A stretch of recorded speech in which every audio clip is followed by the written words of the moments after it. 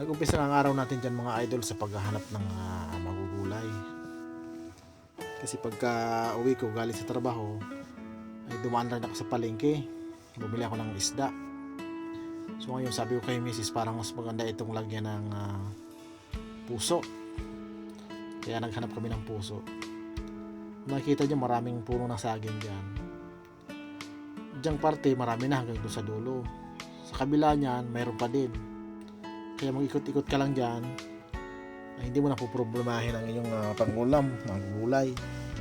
Yan ang kagandahan dito sa probinsya. Magsipag ka lang magtanim o kaya mag-ikot-ikot dyan, libre na ang pangulam mo.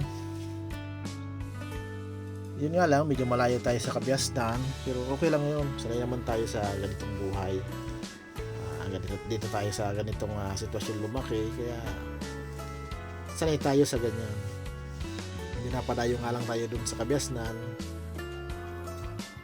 ng medyo mahabang panahon, kaya medyo nanibago ulit tayo pag balik natin.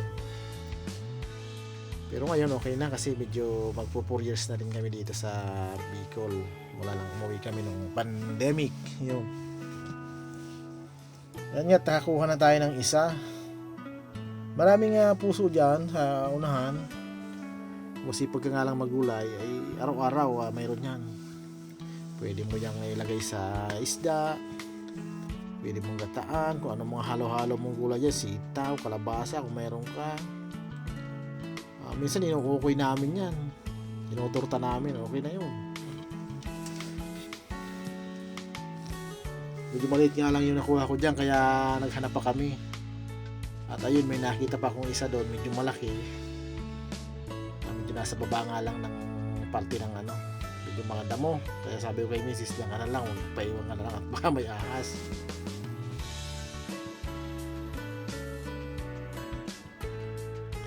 At sugod na nga itong aking bunso, ang makulit. Ayun, at siya daw ang manunungkit. Nakita yung bunga ng saging, sungkitin daw. Yan, dinalatan natin yung ating nakuha. So pagkatapos natin manguha ng puso, ay may puno ng niyog dyan sa aking may kulungan ng pato, malapit sa kulungan ng pato. Ayan, at sinusubukan natin sungkitin ang bunga. Mahirap manungkit, nakangalay.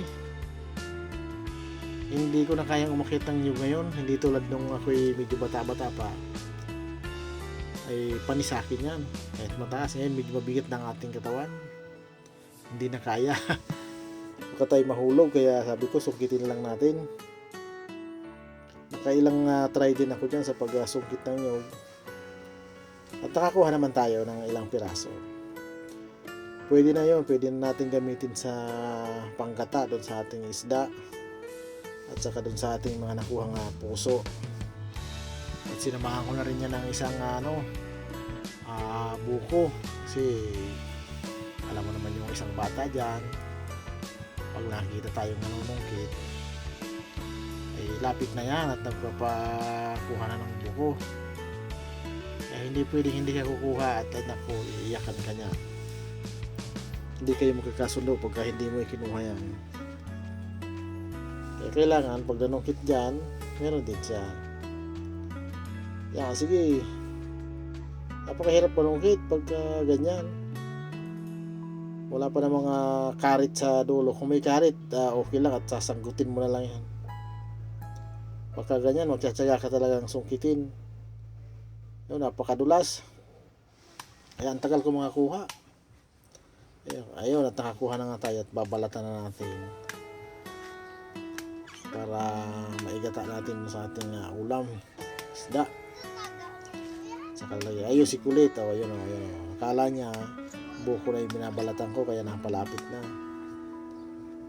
Nabantayan ako niyan at baka daw hindi ko siya bigyan. Kaya ayun, natuwang-tuwa na nga si kulit at binubutasan ko na yung buko. Ayun, kita nyo, nagawa ko siya ng kutsara. Tuwang-tuwa na yan. Ayan, kutsara.